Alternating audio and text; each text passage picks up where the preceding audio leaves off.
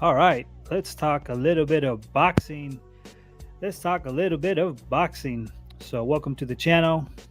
One more day. Welcome to the channel here in Golden Era Boxing. This is our English version. We have also a Spanish version as well. So, we have a channel in Spanish and also in English. So, welcome to the channel. Let's get this party started because I do want to talk about a few topics here that I feel that are important in the present state of boxing right now, especially looking at Jaron Ennis, Vergil Ortiz's response to Xander Zayas, and also, of course, Devin Haney. So we're going to discuss all these topics right now, right here, right now. All right. So let's start with this situation with Devin Haney. I do want to mention this one first. So Devin Haney right now is going to be fighting Brian Norman Jr. And obviously, this is going to be a really good fight. I think that Devin Haney should beat Brian Norman Jr. I think he's the much better boxer, and I just think that technically speaking, and just his ring IQ, I think he's really good. So Brian Norman Jr. will be technically defending his world title, and Brian Norman Jr., in my opinion, I think he dug Jaron Ennis. I think he didn't want no smoke with him, and I think that was a big mistake for his career because that leaves, that leaves an exclamation mark in his career. When you dug somebody, that's not a good look, especially when you're looking into the future and saying, okay, let me check this guy's record and who he fought in his generation. So not fighting Jaron Ennis was a big mistake for Brian Norman Jr., as it will be for Mario Barrios as well. I think both of them have committed a huge mistake by not fighting Brian Norman Jr. And one of the reasons why is because, by not fighting each other, and then on top of that, not fighting Jaron Ennis, because that's going to reflect in your record. You're not going to escape from that in the future. Anyway, so now Devin Haney fights Brian Norman Jr. And I want to listen, you got to give a lot of credit to Devin Haney because he's one of the few boxers who's not just willing to fight everybody. He's basically the prototype of boxer that is keeping boxing alive. Most people think that fighters like Gervonta Davis or fighters like Canelo Alvarez are the ones that keep boxing alive. No, they don't, because in a lot of the crucial fights, the ones that the fans really want, they're not really giving us those fights. So they always kind of picking and choosing who they believe they're going to beat. In the case of Devin Haney, he's constantly trying to make these big fights happen. And unfortunately, he doesn't give the credit because people want to attack his character. But in reality, there's a lot of boxers who are not Devin Haney who have also really bad character and they're not getting attacked. So I think it's more of a racial issue with Devin Haney. And once again, we go back to Jack Johnson trying to sleeping with white women and then suddenly getting attacked they were attacking his character, but not his boxing. Now, of course, if you compare him with other boxers like Harry Wills or boxers he didn't fight during his time, like George Godfrey, well, you can actually argue that he ducked them.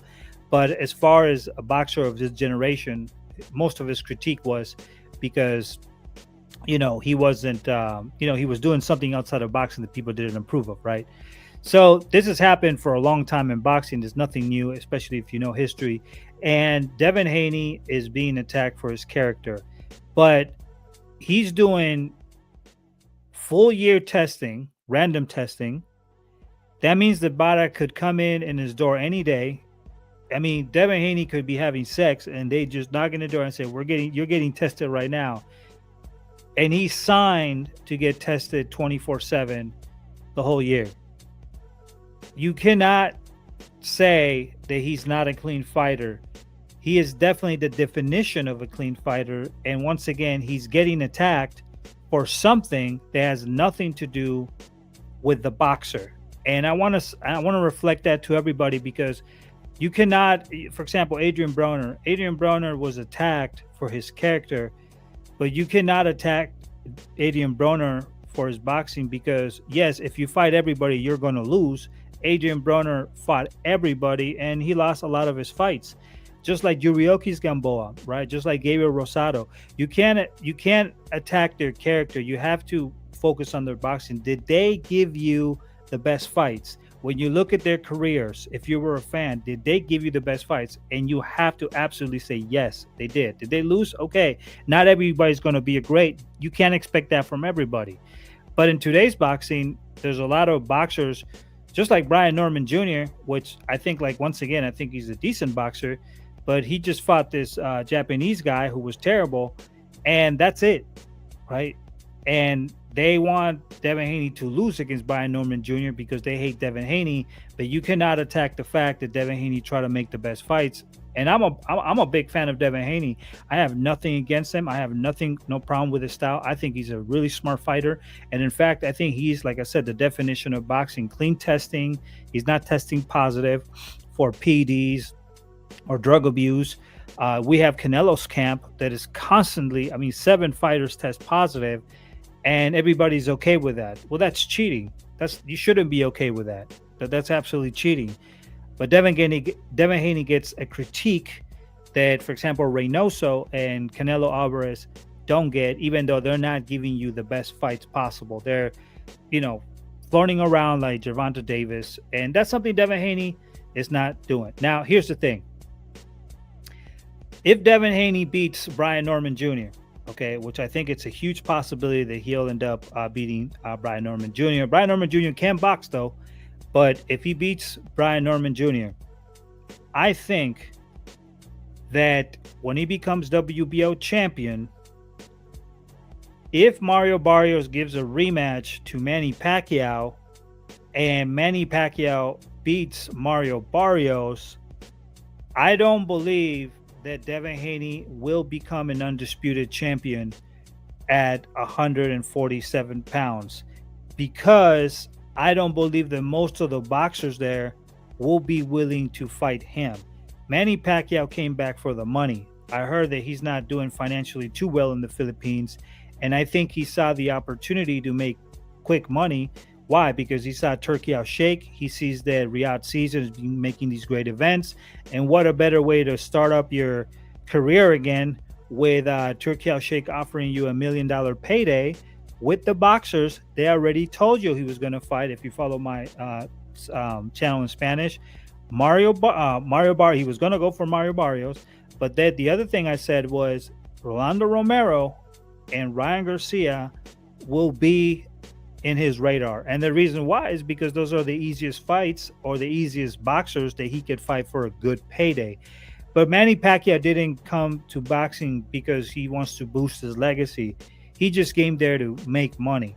Unfortunately, if you like money more than you like legacy, and this channel is for legacy fighters, I don't give a fuck if you care. If you talk about somebody's purse or money, you're an escort, bro. You're not even a real man.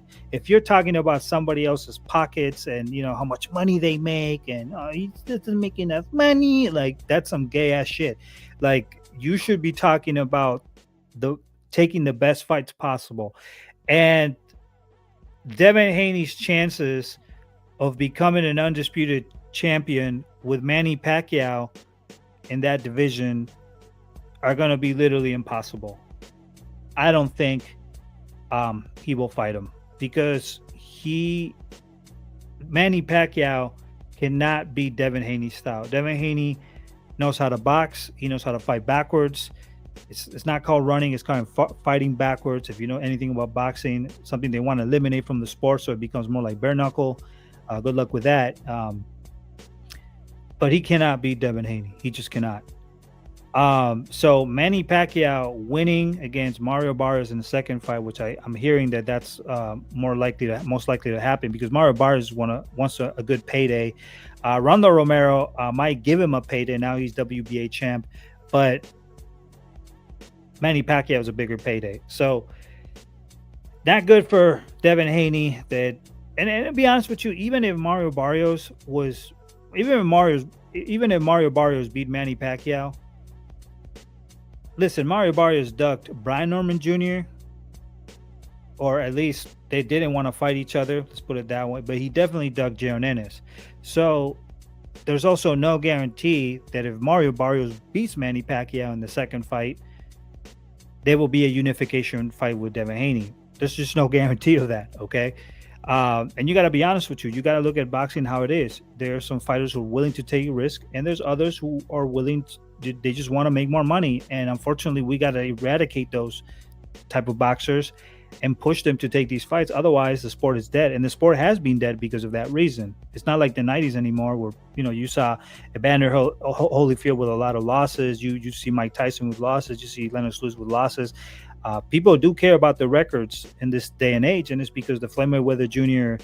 undefeated trauma has really affected the sport, and now prize fighting is an all-time high. But that's not good, like I said, for the sport of boxing. Now, in the case of Rolando Romero being the WBA champ, Rolando Romero, when he was in 140 pounds, I mean, I do give him some credit because he took the fight with Barroso, but they obviously gifted that fight. But when he came up, he was fighting Ryan Garcia, and I don't know that Rolando Romero, given Devin Haney's style, he's going to be willing to take that fight. I don't think he will. I think he most likely will try to get Mario Barrios or Manny Pacquiao, but I'm not really sure that he will fight Devin Haney. And once again, that's bad news for the sport of boxing, because even if you hate Devin Haney, you cannot hate the idea to become undisputed. If you hate the idea of becoming undisputed, then you're not really a boxing fan. And the real reason why you're hating on Devin Haney, because you're either, you're racist, or, I don't know what it is, but it doesn't make a lot of sense to me in that regard. Like I said, I'm a true boxing fan. I love boxing for what it is. I don't care about the money, the purse, and all this shit. Only escorts and prostitutes talk about money.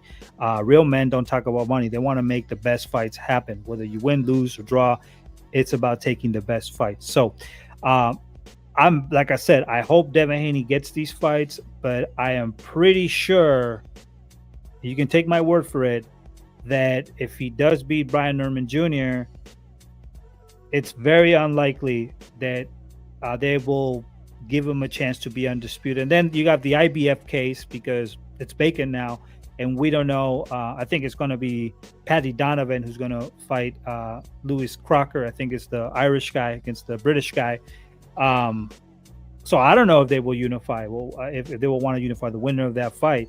So not looking too good, to be honest. That 400 welterweight, man, it's not really exciting right now.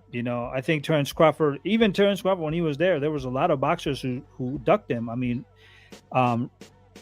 Danny Garcia didn't want to fight him. Mikey never wanted to fight Terence Crawford.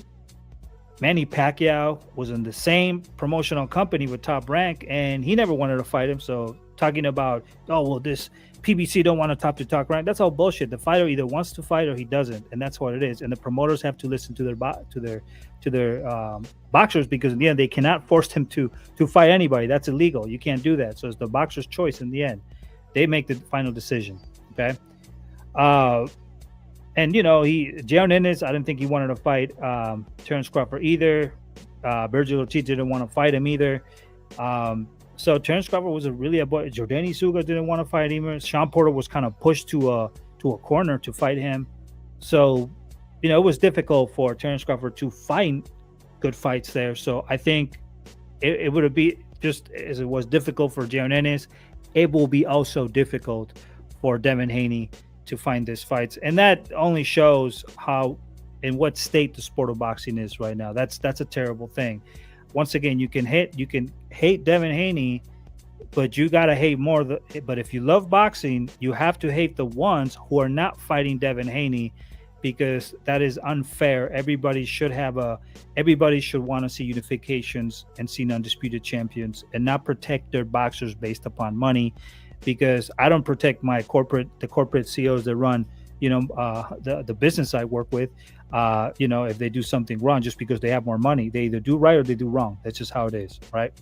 So, like I said, Devin Haney needs a lot. He should get a lot of credit. He's a clean boxer. He's shown it once and once again, and he gets more hated for being 24/7 tested randomly all year, then you see people criticizing Reynoso and Canelo, who are part of a group of stable of fighters that tested positive 7 times. So things have changed. Even giving praise to Ryan Garcia, who tested positive, and saying, "Well, he just had a small amount." Well, if he had a small amount in his body, and obviously he proved guilty, and it wasn't contamination. And when you're trying to excuse a thief for saying, "Well, he just stole a candy," well, that's what you just saw now, but he could have stolen other things where you were not looking, you see. So you cannot, when you steal, you steal. Doesn't matter if it's a piece of candy or a TV or a house. You stole something.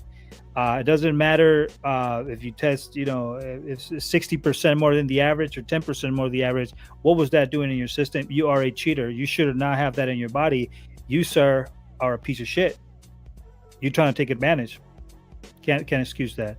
And that was sad that people attacked Devin Haney because of that. That, I mean, honestly, this sounds racist to me, and it was coming from a lot of Latinos.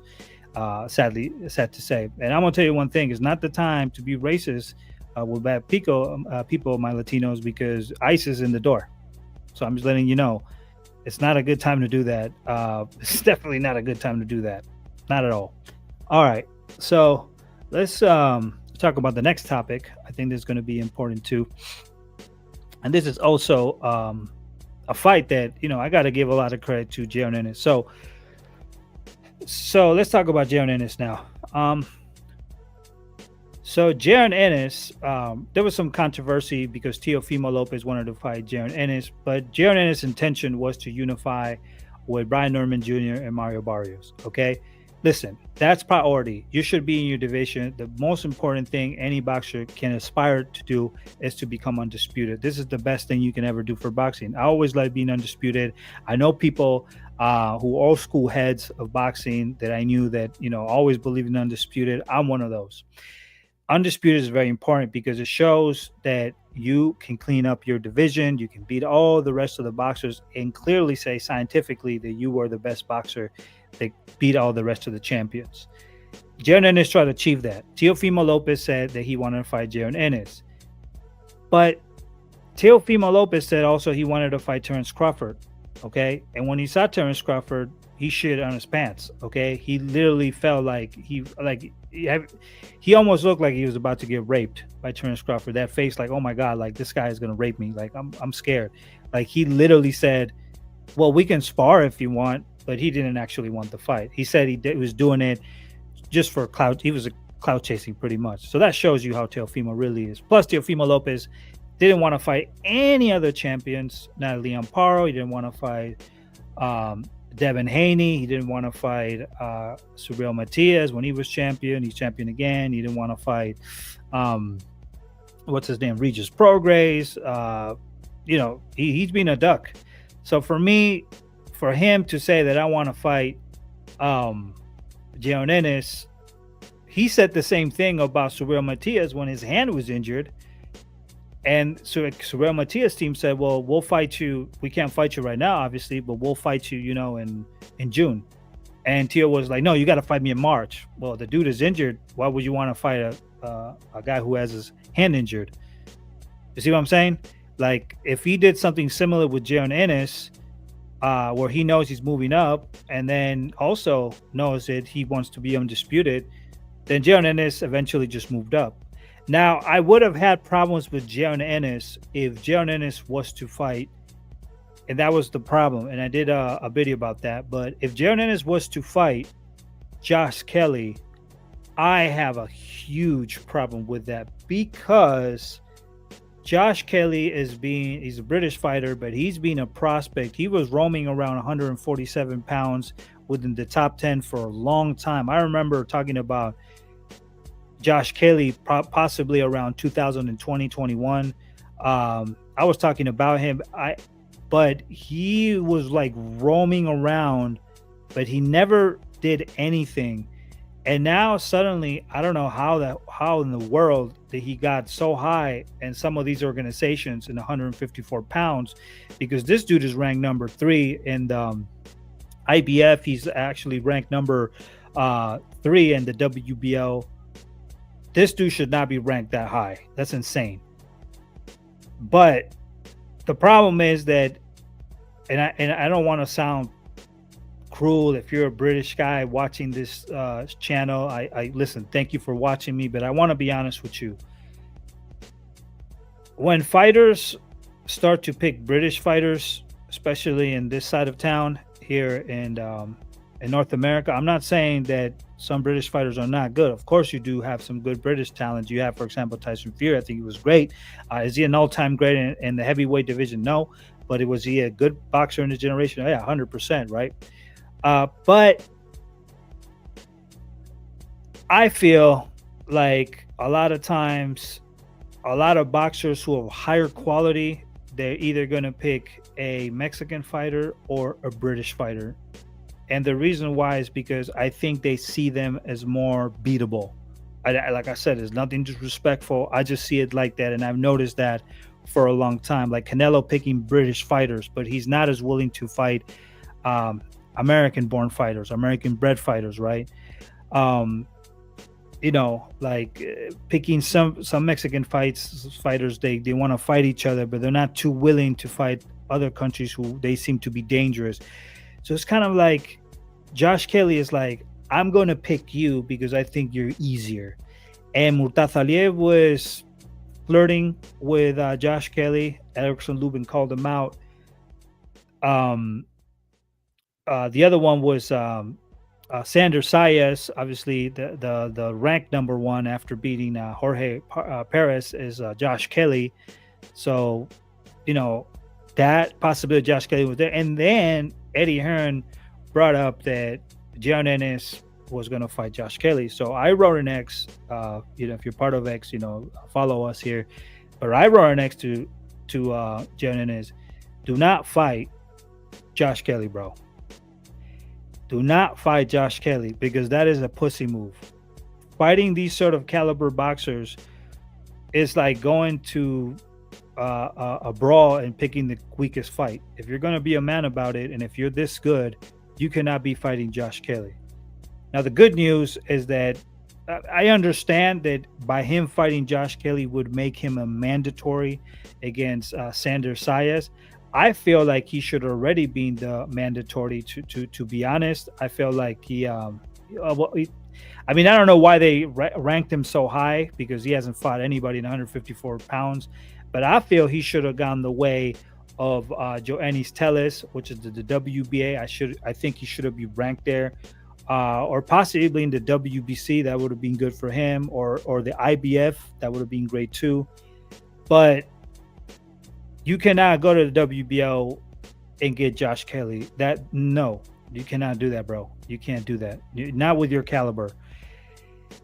You're being accused of ducking Teofimo Lopez, which is don't believe, and then you're saying that Brian, you're saying that other fighters are ducking you. I get it. It happens, but you cannot come to 154 pounds and find Brian and Josh Kelly because listen, you're already being accused of ducking Vergil Ortiz. Okay, and I believe Vergil Ortiz didn't want the fight when he was 147 pounds, when he was sandwiched by Terence Crawford and Jaron Ennis in the WBO. He was ranked number one, but Jaron Ennis was ranked number two, and he did win that fight at that time. But Oscar, at that time, Vergil didn't want the fight. But now they offer you to fight Vergil in 154 pounds. And remember, I'm not a big fan of Vergil myself, but he did fight. Bohachuk, who ended up being a good fighter, and also Israel Madronov. If you move up and you fight Josh Kelly, you're going to take an L because Vergil moved up and fought two dangerous fighters. We can accuse him of a lot of things in 147 pounds, but 154 pounds, he did show that he grew a pair. So now the news is that Jaron Ennis will be fighting against Jesus Ramos. Now that is a good fight. I'm with that one. That is a really good fight. I believe Mono Ramos is one of those fighters who's willing to take any sort of risk. And these are the fighters that we have to appreciate. The Mono Ramos, Jesus Ramos, the Erickson Lubins, the Devin Haney's. These are the fighters who are keeping the sport of life because they're making the best possible fights. This is the fighters that you want in the sport, not the ones that are ducking and giving the excuse of making money, A side, B side. You don't want those because those will ruin the sport. They'll sell the sport. You want the ones who are willing to risk whether or not they lose or win. Take away that brainwash of being undefeated. You got to take away from that from your head, because otherwise the sport of boxing has never been like that. It's being closer to UFC. It's being closer to Muay Thai. Old school boxers, they had a lot of losses in their record, but that was normal. If you fight everybody, you're going to lose. Okay, that's just what it is. You'll eventually lose. Okay. Now, Jesus Ramos, when he was 20 years of age, he fought. The dude fought Brian Mendoza. Okay, Brian Mendoza ended up beating Sebastian Fundora. Was he a one-hit wonder type of fighter? Yes, he was. Because after that, he didn't do much. But at least, he took the risk, and he fought Mono Ramos. Mono Ramos took the risk at 20 years of age. Then after that, if I'm not mistaken, he fought, who did he fight after Brian Mendoza? He fought Joey Spencer Jr., which is a really high prospect in the United States who was undefeated, coming strong, and he beat him. And then after that, at 22, because he beat Joey Spencer at 22, he goes and fights Erickson Lubin at that same age, who's another very difficult, proven opponent. But specifically Erickson Lubin, who was very tested in that division, and he lost the fight, but it was a close fight. Either one could have won. Most close fights are not robberies. People who say that a close fight is robbery, they don't know anything about boxing. Robberies can happen, but it's rare. It's not as common as people think. If you watch a lot of fights. Now, Ramos will be a test, and a serious test, for Jaron Ennis. Jaron Ennis has the skill set to beat Ramos, but Ramos is a big fighter for his division. He could easily be a middleweight if he wanted to. He has power. I think he has 23 fights and 19 KOs, if I'm not mistaken. He only lost once against Erickson Lubin. But Erickson is a very difficult fight. Even when Erickson Lubin was fighting Fundora, Fundora was having a hard time. He put him down, but Erickson put him down as well. So he is a top. He's a dog, and there's a reason why Mutasaliev, the IBF champion, was not necessarily too willing to fight Erickson Lubin. He was trying to pick Josh Kelly. Okay, I'm not too sold on Mutasaliev, that Russian fighter. I'm not too sold about him.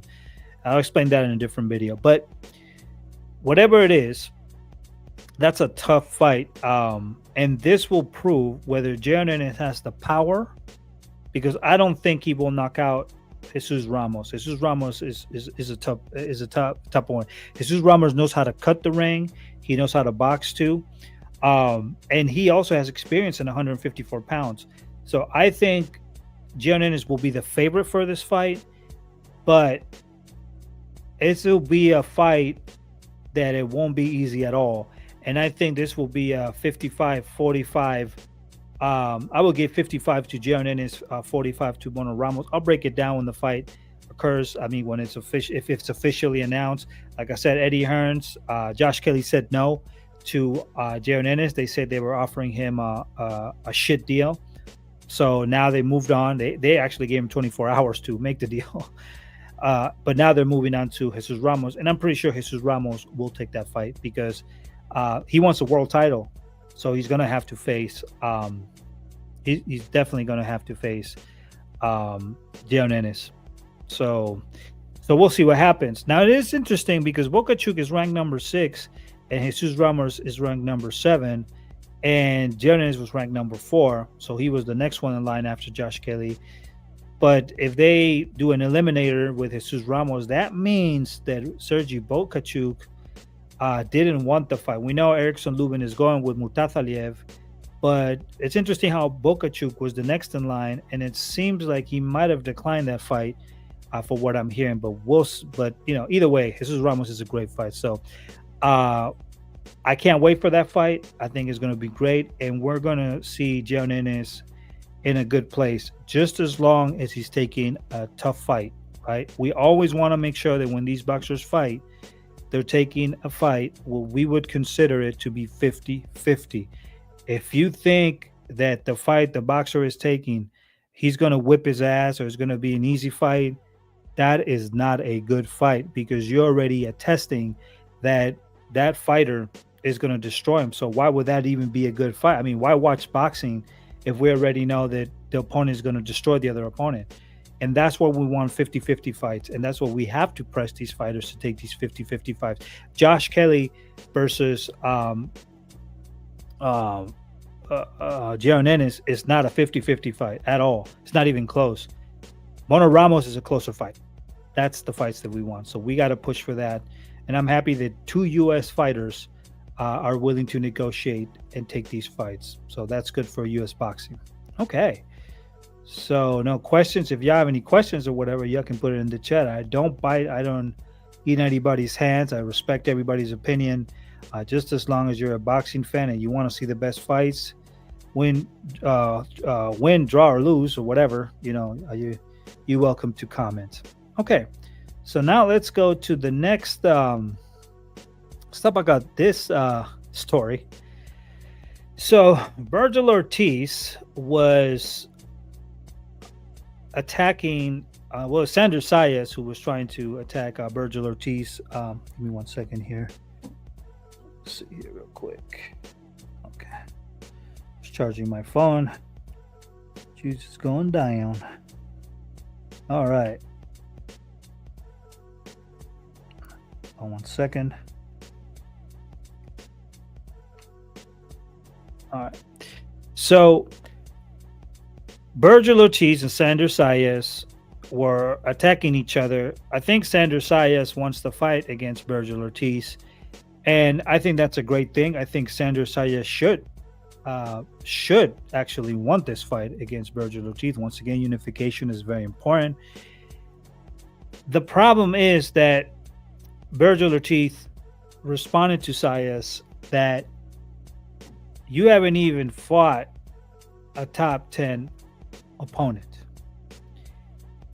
Now, if you follow me in Spanish, listen, I've said it here and I said it many times.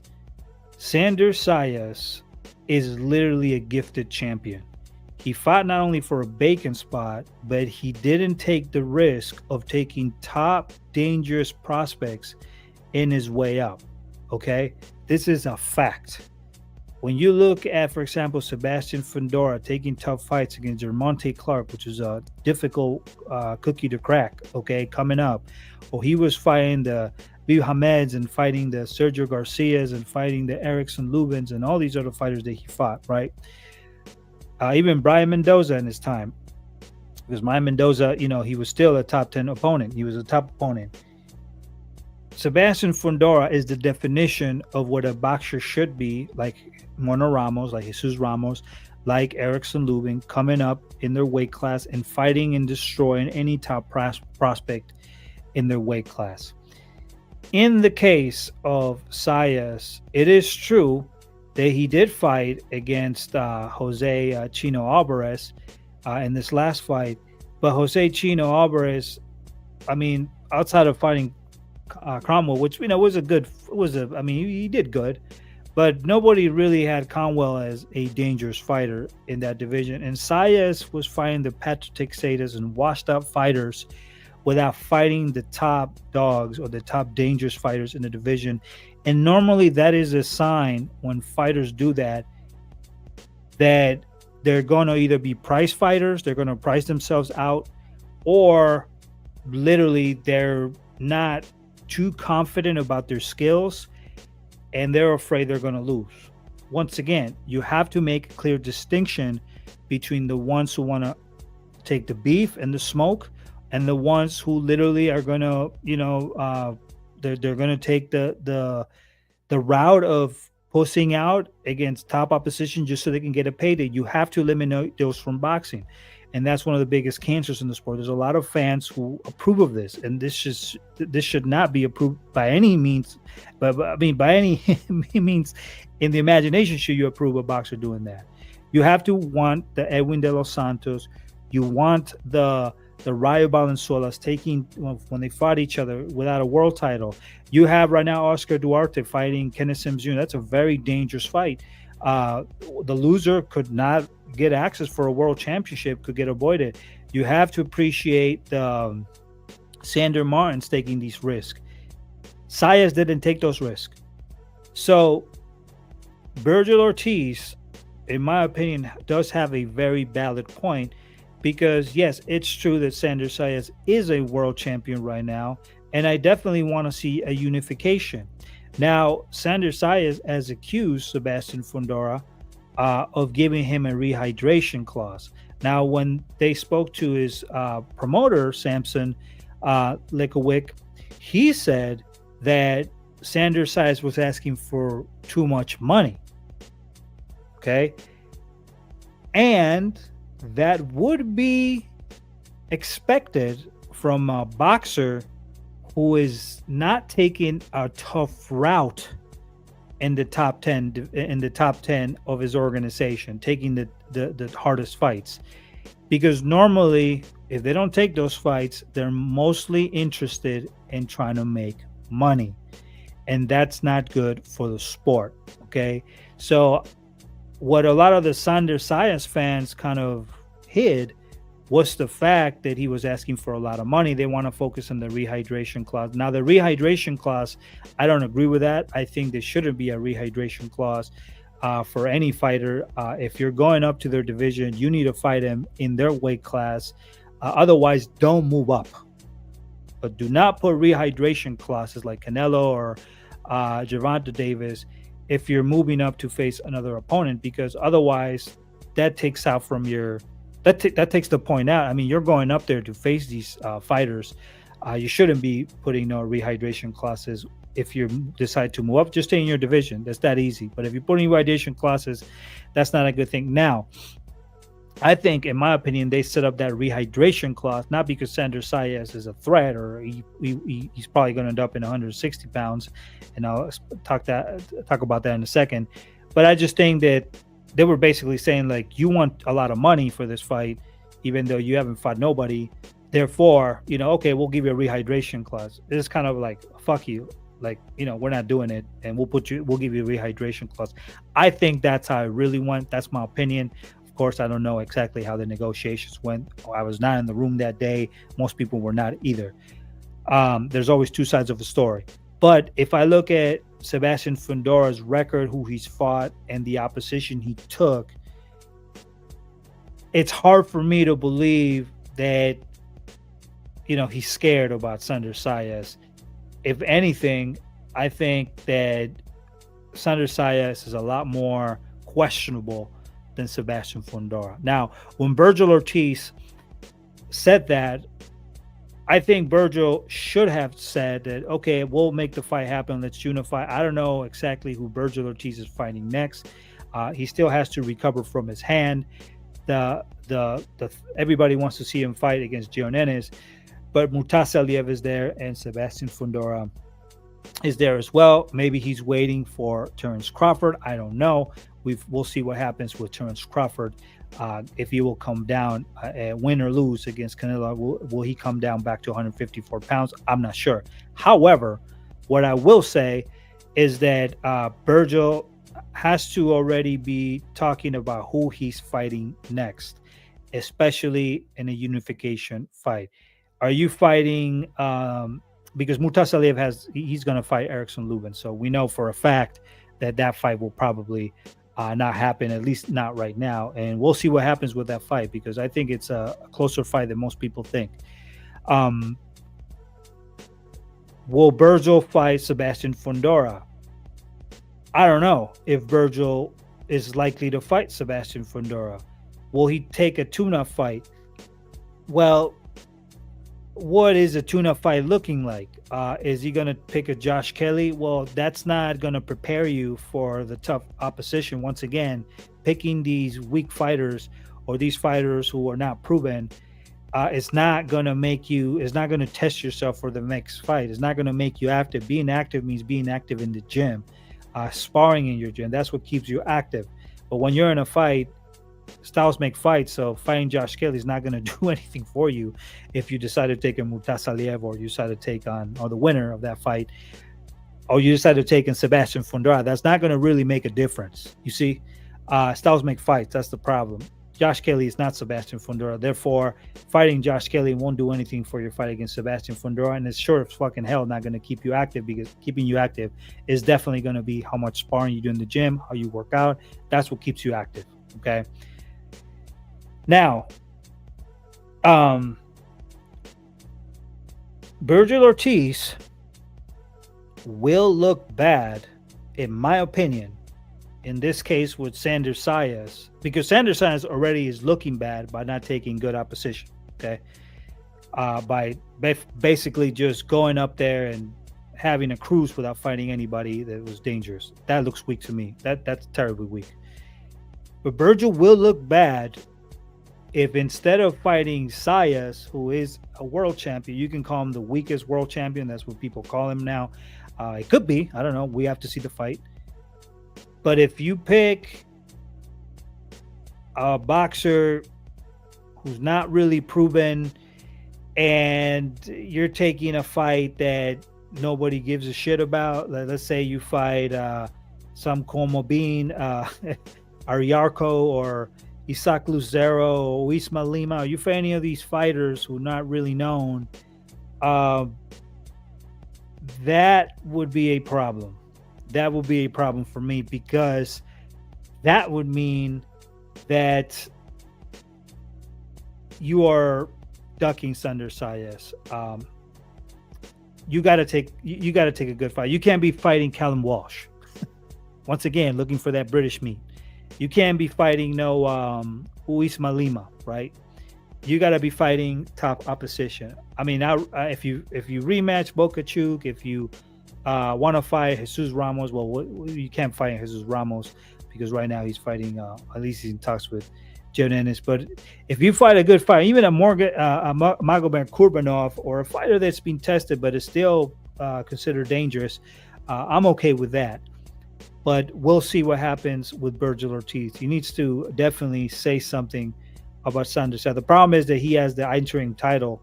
And Xander Zayas, see, and that's another problem. And I hate interim titles. Interim titles are bullshit, to be honest with me. To be honest with you, I just think an interim title shouldn't be there. You should just be a champion, and that's it.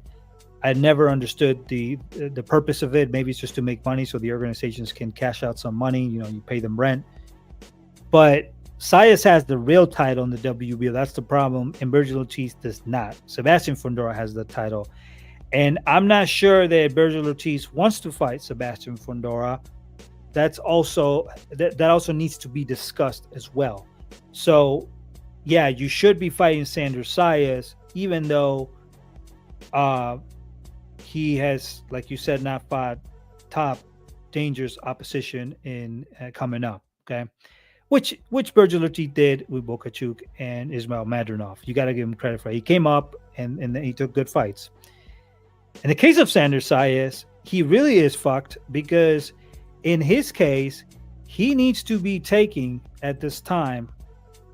He needs to be taking a fight with a dangerous opponent. So Xander Zayas does not come clean, even if Vergil Ortiz, and it's true that Sebastian Fundora wanted to duck Xander Zayas, or Murtasaliev wanted to duck Xander Zayas, which, it's hard for me to believe that. I mean, I would see more ducking Sebastian Fundora and Murtasaliev because they're dangerous. At least, Murtasaliev looks dangerous. We'll see. I think Sebastian Fundora is the most tested fighter. But if Xander Zayas does not get those fights, okay, yes, let's pretend like they ducked them.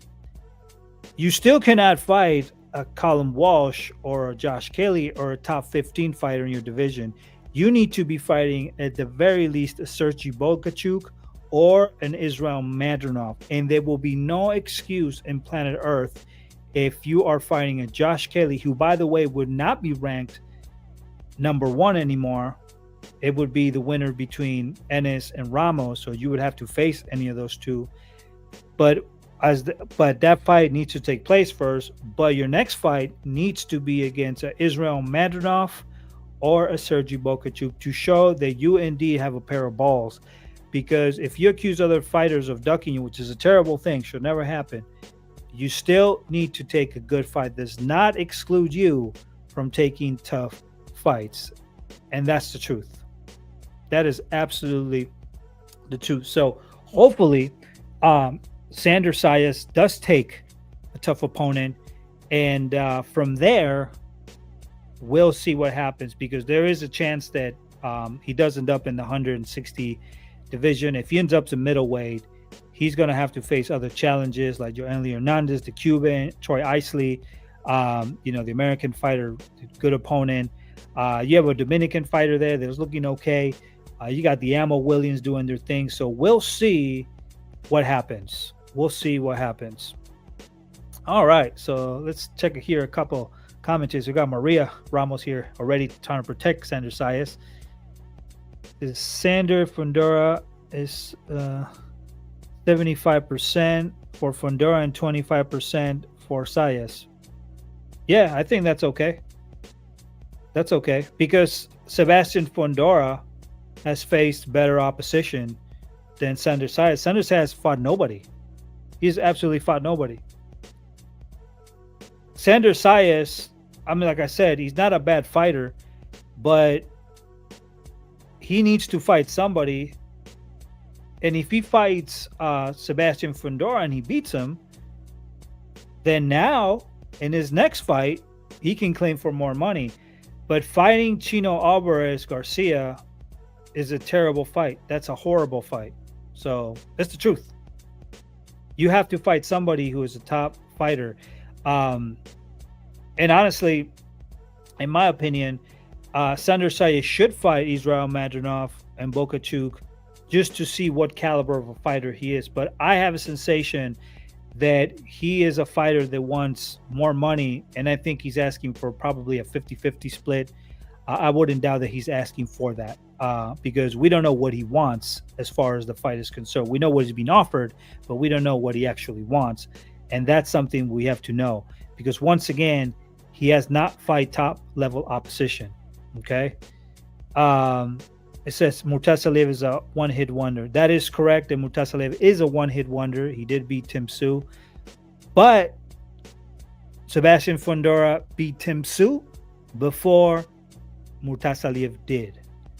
So, and as far as Murtazaev, if he takes Erickson Lubin and he takes that fight, Xander Zayas is going to look really bad. He's going to look really, really bad. So, not a good look. And by the way, Maria, I was the one that told you that Murtazaev was a one-hit wonder. And Xander Zayas has not even done a one-hit wonder shot yet. Not even one. So, not looking good. It's not looking good. I understand there's a lot of passion with the Puerto Rican fan base, and there's a lot of passion with just any fans in general. But there are some fighters, like I said, that were willing to risk, and there's some other boxers who are just not willing to take that same risk. And you have to balance. You have to balance who you're picking in your team, which is in your country, who's representing you, who's saying, "I'll take any challenge. I'll fight anybody. I want to prove it from the bottom to the top." That's the type of fighters that you want in your team. That's the type of fighters that you have to give credit to and push for, right? But any other type of fighter, you can't really do that. You can't really do that, because that means they're going for the money and they don't care about the fights at the end of the day. A lot of these fighters, they care about their paydays, right? They care about making more money. To me, Sebastian Fundora has fought very difficult opposition, and I think he should be paid the most in that division based upon 154 pounds. He definitely fought really hard opposition. He could have loosed his bag many times fighting the Erickson Lubins and doing that. He probably didn't make a lot of money taking those fights. Zayas cannot just skip the line and be like, well, I can take any fight I want and I want more money for it. Bro, you haven't fought anybody. And that's what Vergil Ortiz is saying. You have not fought anybody. And they're not wrong. They're not wrong about that. You can't excuse that. That's unexcusable. Sorry. So anyway, that was my position on that. And, we'll see what happens with all this. But I hope these fights get made. I hope the best fighters fight the best fighters. That's what we hope here in Golden Era. We do like unification, undisputed championships. But at the same time, these fighters have to take tough challenges if they cannot get the fights they want. That's a given. It cannot be excused no matter what. All right, that's my 2 cents on that. But hey, if you want to become part of our community in Golden Era, subscribe, become a part of our chat. And, we'll see you in the next video. And we'll keep moving forward and talking about more topics. All right, I'll see you in the next video. Peace out.